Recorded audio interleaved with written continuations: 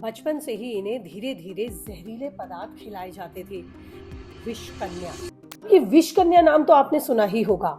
Online data के मुताबिक आचार्य चाणक्य द्वारा लिखी गई अर्थशास्त्र में भी विष कन्या का जिक्र किया गया है, जिसमें राजा महाराजा विष कन्याएं रखते थे, जिनका मुख्य काम राजाओं के मेन दुश्मनों को खत्म करना होता था और इसके लिए उन्हें जबरदस्त ट्रेनिंग भी दी जाती थी।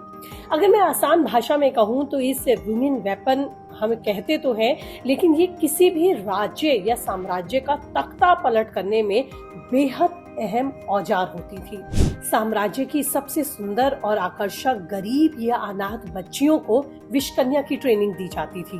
बचपन से ही इन्हें धीरे धीरे जहरीले पदार्थ खिलाए जाते थे, जिसकी मात्रा इनकी उम्र के हिसाब से ही निर्धारित की जाती थी या फिर डिसाइड की जाती थी। इस खतरनाक ट्रेनिंग में कई बार बच्चियां मर भी जाती थी, कुछ विकलांग हो जाती थी, कुछ बच जाती थी, और जो बच जाती थी उन्हें खतरनाक वुमेन वेपन बनाकर इस्तेमाल किया जाता था। इन विष कन्याओं को डांस, म्यूजिक और लिटरेचर सब सिखाया जाता था, जिससे इनकी खूबसूरती और अट्रैक्शन कई गुना बढ़ जाता था और उनके स्पर्श या फिजिकल रिलेशन में आते ही किसी की भी मौत होना निश्चित थी। तो अगर आप भी ऐसी किसी विष कन्या की कहानी या किसी के बारे में जानते हैं तो मुझे भेजिए, कमेंट बॉक्स में रहेगा मुझे इंतजार। फिलहाल तमाम अपडेट्स और इन्फॉर्मेशन के लिए मुझे फॉलो और चैनल को सब्सक्राइब करना नहीं भूलें।